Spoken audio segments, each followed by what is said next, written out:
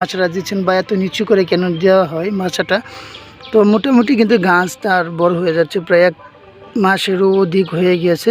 প্রায় আর কিছুদিন পরে কিন্তু গাছে ফুল আসতে শুরু করবে। সেই কারণে কিন্তু এই সময়টাতে কিন্তু গাছ প্রায় প্রত্যেকটা দিন কিন্তু অনেক বড় হবে। তো সেই ক্ষেত্রে তিনি কিন্তু মাচাটা কমপ্লিট করেছেন। তো এই মাচাটা কিভাবে দিয়েছেন সে বিষয় নিয়ে আলোচনা করব।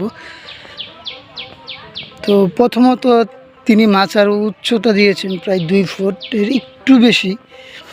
তো তিনি কিভাবে মাচাটা দিয়েছেন, তো আসলে আপনাদের দেখাই, ভাঁজটা দেখতে পাচ্ছেন, এই পাশে ভাঁজ, ওই প্রান্তেও কিন্তু ভাঁজ দিয়ে তিনি কিন্তু এই যে এই বরটা দিয়ে কিন্তু টানা দিয়েছেন। তার পরবর্তীতে তিনি কিন্তু লম্বা করে দিয়েছেন এবং পাতলা করে কিন্তু তিনি কিন্তু বর টানা দিয়েছেন। তো খাড়াভাবে কতটুকু দূরত্বে তিনি কিন্তু এই সুতাগুলি দিয়েছেন। তো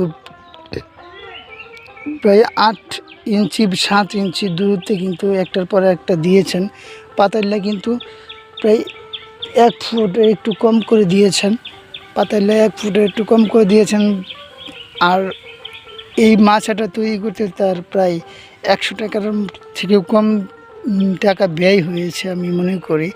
বা আমাদের গ্রামে যারা এইভাবে মাছা দেয় তাদের কিন্তু এরকম খরচ হয়। তো আপনার 1 বিঘা জমিতে থেকে কিন্তু মাছা বা দিলে সর্বোচ্চ 5 থেকে 600 টাকা কিন্তু ব্যয় হবে। তার কিন্তু 1 বিঘা জমি নেই, সেই কারণে 1 থেকে একটু কম 100 টাকা একটু কম